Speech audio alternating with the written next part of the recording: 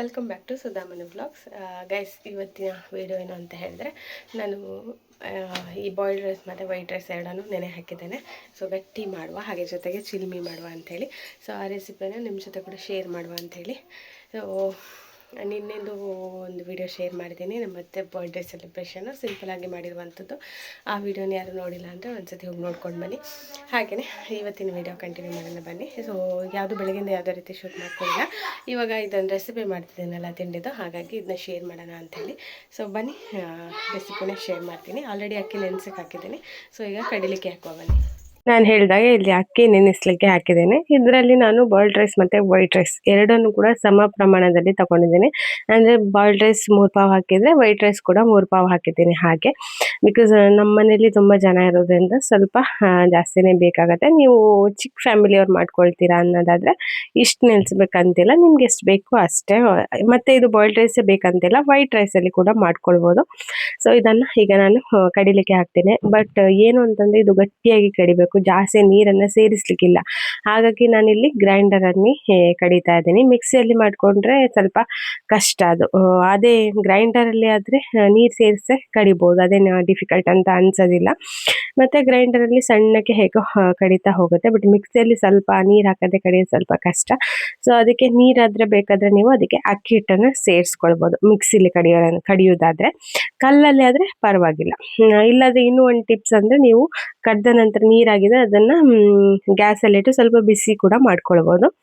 So ಇಲ್ಲಿ ನೋಡ್ಬೋದು, ನಾನು ಎಲೆಯನ್ನು ರೆಡಿ ಮಾಡ್ಕೊಂಡಿದ್ದೀನಿ. ಸೊ ನಾನಿವತ್ತು ಚಿಲ್ಮೆ ಅಡ್ಡೆನ ಮಾಡ್ತಾ ಇದ್ದೀನಿ. ನಾವು ಇದಕ್ಕೆ ಚಿಲ್ಮೆ ಅಡ್ಡೆ ಅಂತ ಹೇಳ್ತೀವಿ. ಸೊ ಅಂದರೆ ಈ ಹಲಸಿನ ಎಲೆ ಉಂಟಲ್ಲ, ಅದರಲ್ಲಿ ಗಟ್ಟಿಯನ್ನು ಅಂದರೆ ಅಕ್ಕಿ ಹಿಟ್ಟು ಈಗೇನು ನನ್ನ ಕಡೆ ತೋರಿಸ್ತಾ ಇದ್ದೀನಿ ಅದನ್ನು ಹಾಕಿಬಿಟ್ಟು ಅದರಲ್ಲಿ ಹೂರಣವನ್ನು ತುಂಬಿಸಿ ಮಾಡುವಂಥದ್ದು. ಸೊ ಈಗ ನೋಡಿ, ಅಕ್ಕಿ ಕಡ್ದು ರೆಡಿ ಆಯಿತು. ಈ ರೀತಿಯಾಗಿ ಬಂದಿದೆ. ನಾನು ಗ್ರೈಂಡರಲ್ಲಿ ಕಡ್ದಿರೋದ್ರಿಂದ ಗಟ್ಟಿಯಾಗಿ ಬಂದಿದೆ. ಮಿಕ್ಸಿಯಲ್ಲಾದರೆ ಸ್ವಲ್ಪ ನೀರು ಬರ್ತದೆ. ಅದಕ್ಕೆ ನಾನು ಹೇಳಿದ್ದು ಅಕ್ಕಿ ಹಿಟ್ಟು ಬೇಕಾದರೆ ಸೇರಿಸ್ಕೊಳ್ಳಿ ಅಂತ. ಗಟ್ಟಿಗೆ ಇಲ್ಲಿ ಸಾರಿ ಕೂಡ ರೆಡಿ ಆಗ್ತಾ ಉಂಟು. ಸೊ ಇದರ ರೆಸಿಪಿಯನ್ನು ನಾನು ಶೂಟ್ ಮಾಡಿಲ್ಲ, ಜಸ್ಟ್ ಹಾಗೆ ಸಾರು ಮಾಡ್ಕೊಂಡಿದ್ದೆ, ಅದನ್ನು ಇಲ್ಲಿ ತೋರಿಸ್ತಾ ಇದ್ದೀನಿ ಅಷ್ಟೇ. ನಾನು ನಿಮಗೆ ಹೇಳಲಿಕ್ಕೆ ಮರೆತೆ, ಅಕ್ಕಿಯನ್ನು ಒಂದು 3 hours ನೆನೆಸ್ಬೇಕು, ಓಕೆನಾ? ಸೊ ಅದನ್ನೊಂದು ಹೇಳೋದು ಮರ್ತಿದ್ದೆ ನಾನು. ಇಲ್ಲಿ ರೆಡಿ ಆಗ್ತಾ ಇದೆ. ಸೊ ನಾನು ಚಿಲ್ಮಿ ಅಂತೇನು ಹೇಳಿದೆ, ಅದ್ರ ಜೊತೆಗೆ ಬಾಳೆ ಎಲೆದು ಕೂಡ ನಾವು ಕಡುಬು ಮಾಡ್ತಾ ಇದ್ದೀವಿ. ಸೊ ನಾವಿಲ್ಲಿ ಅದಕ್ಕೆ ಬಾಳೆ ಎಲೆ ಗಟ್ಟಿ ಅಂತ ಹೇಳ್ತೇವೆ. ಸೊ ಹಾಗೆ ಅದನ್ನು ಕೂಡ ಇಲ್ಲಿ ತಿಂಡಿ ಮಾಡ್ಬೇಕಂದ್ರೆ ಸ್ವಲ್ಪ ಜಾಸ್ತಿ ಟೈಮ್ ತಗೊಳುತ್ತೆ. ಸೊ ಹಾಗೆ ಒಬ್ರೊಬ್ಬರೇ ಮಾಡ್ಕೊಳ್ಳೋದ್ರಿಂದ ತುಂಬ ಟೈಮ್ ತಗೊಳುತ್ತೆ. ಅದಕ್ಕೆ ನಾವೆಲ್ಲರೂ ಸೇರಿ ಮಾಡಿದಾಗ ಬೇಗ ಆಗುತ್ತೆ.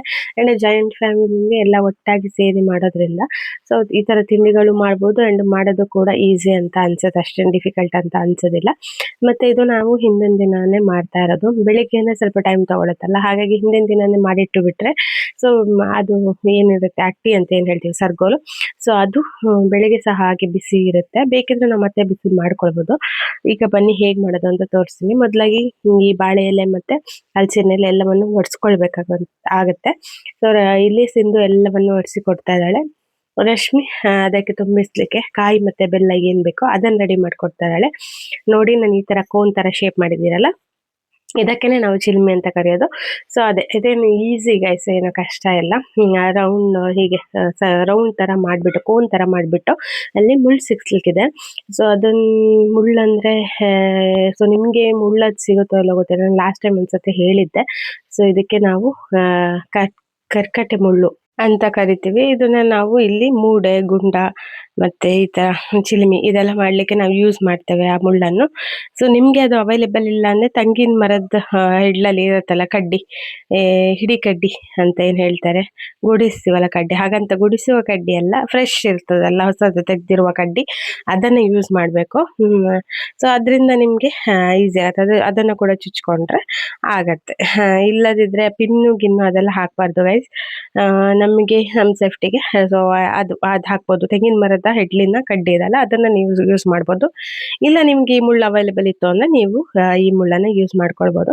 ಅದನ್ನು ಹೇಳ್ದಂಗೆ ಒಬ್ಬರೇ ಅಂತಂದರೆ ತುಂಬ ಟೈಮ್ ತಗೊಳುತ್ತೆ.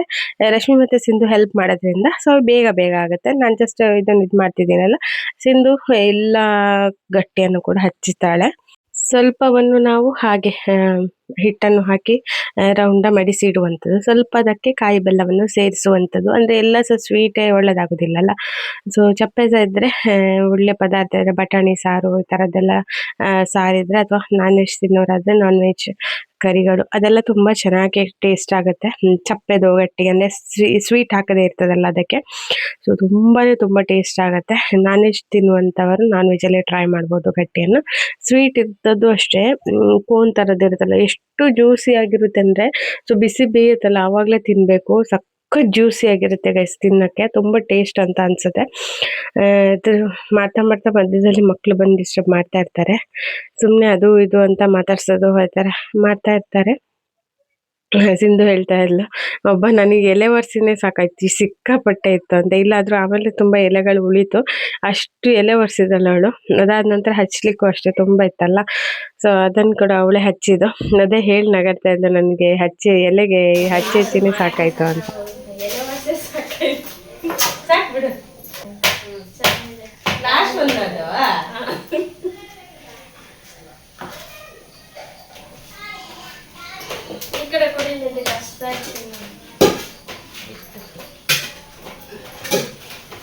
ಇಲ್ಲ ಇಲ್ಲ ಅಲ್ಲ ನೀನು ನಾಲ್ಕವರೆಗೆ ಅಲ್ಲ ಎಲ್ಲ ಮಾಡಲ್ಲ ನಾನು ನೋಡ್ತೀನಿ. ಸ್ವಲ್ಪ ಬಾಳೆಲೆ ಅಕ್ಕಿ ಲಾಸ್ಟಿಗೆ ಮೇಲಿಡೋದಲ್ಲ ಬಾಳೆಲೆ ಹಿಡಿದು ಸ್ವಲ್ಪ ಚಪ್ಪೆನೂ ಜಾಸ್ತಿ ಇಲ್ಲಿ ಎಲ್ಲರೂ ಚಪ್ಪೆನೂ ಹುಡುಕ್ತಿರ್ತಾರೆ. ಅಯ್ಯೋ ಲಾಸ್ಟ್ ಟೈಮ್ ಇದ್ದು ನಾವು ಇರಲಿಲ್ಲ ಅಲ್ಲ, ಶಿಲ್ಬಿ ಮಾತ್ರ ಅಲ್ಲ ಸ್ವೀಟ್ ಮಾಡೋದು ಅಷ್ಟೇ. ಅದು ಮಾತ್ರ ಮಾಡೋದು, ಅದು ಮಾತ್ರ ಬಾಳೆಲೆಯಲ್ಲಿ ಇದು ಮಾಡೋದು. ಬಾಳೆಲೆ ಬರೀ ಚಪ್ಪೆ ಅಷ್ಟೇ.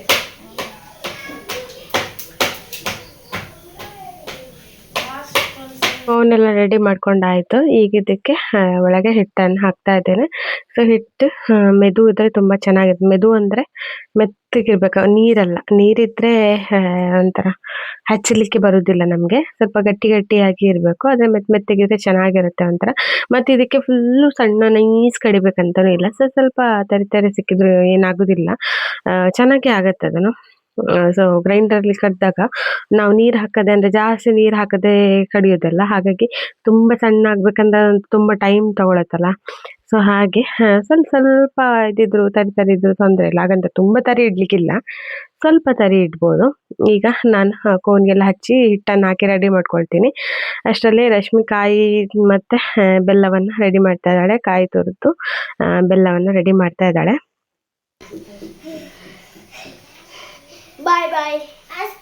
ನೋಡಿ, ಕಾಯಿ ಮತ್ತು ಬೆಲ್ಲ ಎರಡನ್ನು ಕೂಡ ಮಿಕ್ಸ್ ಮಾಡ್ತಾ ಇದ್ದಾಳೆ.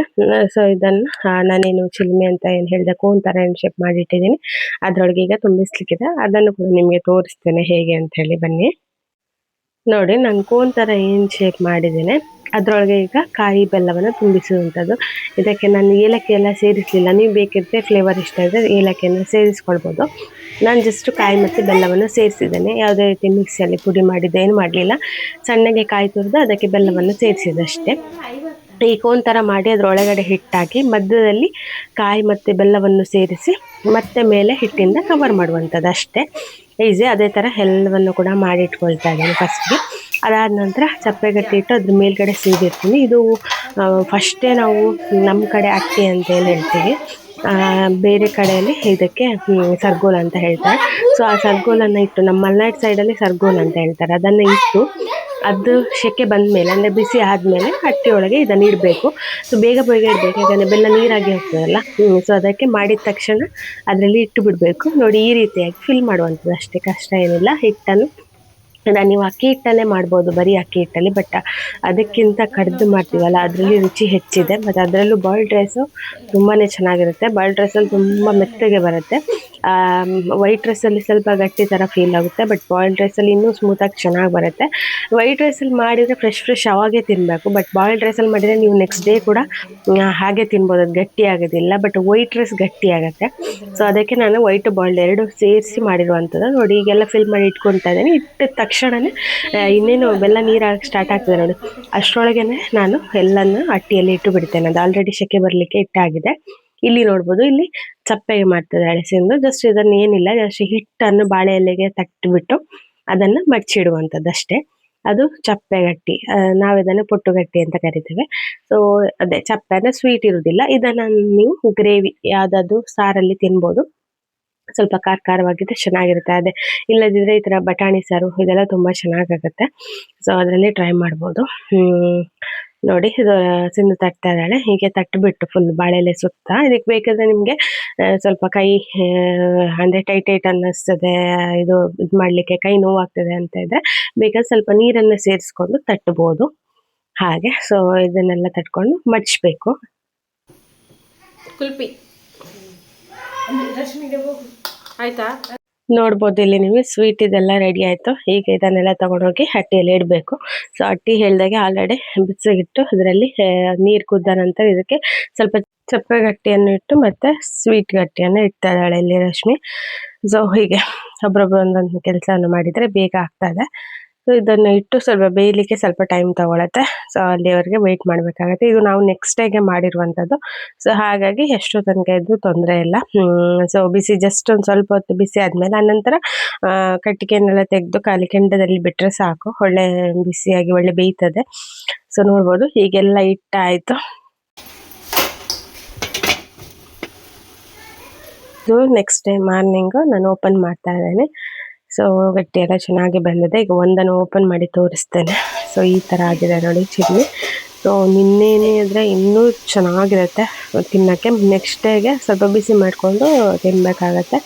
ಸೊ ನೋಡಿ ಈ ಥರ ಬಂದಿರುತ್ತೆ. ಸೊ ಇದನ್ನು ಮುಳ್ಳು ಹಾಕಿರ್ತೀವಲ್ಲ, ಸೊ ಅದನ್ನು ನೋಡಿಕೊಂಡು ಮೆಲ್ಲಕ್ಕೆ ತಕ್ಕೊಂಡು ಆನಂತರ ತಿನ್ನಬೇಕಾಗತ್ತೆ.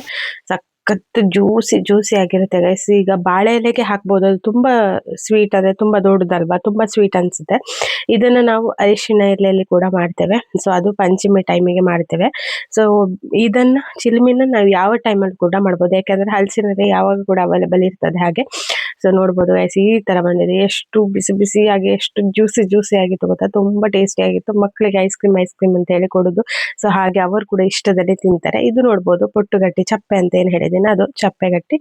ಸೊ ಇದನ್ನು ಸಾರಲ್ಲಿ ಹಾಕಿ ತಿನ್ನೋದು ತುಂಬ ಟೇಸ್ಟ್ ಆಗುತ್ತೆ. ಹೇಳ್ದಂಗೆ ಬಾಳೆ ಎಲೆಗೆ ಕೂಡ ನೀವು ಹಾಕೊಂಡು ಮಾಡ್ಬೋದು. ನಿಮಗೆ ಹಲಸಿನ ಎಲೆ ಸಿಗಲಿಲ್ಲ ಅಥವಾ ಹಲಸಿನ ಎಲೆ ಆ ಥರ ಕಟ್ಟಲಿಕ್ಕೆ ಅಂದರೆ ಕೋನ್ ಥರ ಮಾಡಿಗೆ ಗೊತ್ತಿಲ್ಲದಿದ್ದರೆ ಈ ಥರ ಬಾಳೆ ಎಲೆ ಕೂಡ ನೀವು ಮಾಡ್ಕೊಂಡು ತಿನ್ಬೋದು. ನೋಡ್ಬೋದು ಚಪ್ಪೆದು ಹೀಗೆ ಬಂದಿದೆ. ತಿನ್ಲಿಕ್ಕಂತೂ ಸಖತ್ತಾಗಿರುತ್ತೆ. ನೀವು ಈ ಥರ ಗಟ್ಟಿ ಮಾಡ್ತೀರಾದರೆ ನಾವು ಸಹ ಮಾಡ್ತೀವಿ ಅಂತ ಕಮೆಂಟ್ ಮಾಡಿ. ಅಕಸ್ಮಾತ್ ಮಾಡಲಿಲ್ಲ ತಿಂದಿಲ್ಲ ಅಂತಂದರೆ ಒಂದ್ಸತಿ ಮಾಡಿ ಟ್ರೈ ಮಾಡಿ ಹೇಳಿ ಹೇಗಿದೆ ಅಂತೇಳಿ. ನನಗಂತೂ ತುಂಬ ಇಷ್ಟ ಗೈಸ್. ಇದಾಗಿತ್ತು ಇವತ್ತಿನ ಒಂದು ವ್ಲಾಗ್. ಈ ವ್ಲಾಗ್ ಇಷ್ಟ ಆದರೆ ಒಂದು ಲೈಕ್ ಕೊಡಿ. ಹಾಗೆಯೇ ಫಸ್ಟ್ ಟೈಮ್ ನನ್ನ ಚಾನಲ್ನ ನೋಡ್ತಿರೋರು ಸಬ್ಸ್ಕ್ರೈಬ್ ಮಾಡ್ಕೊಳ್ಳಿ. ಹಾಗೆ ಬೇರೆಯವ್ರಿಗೆ ಶೇರ್ ಮಾಡಿ ವಿಡಿಯೋ ಅಂತ ಹೇಳ್ತಾ thank you all. Bye take care.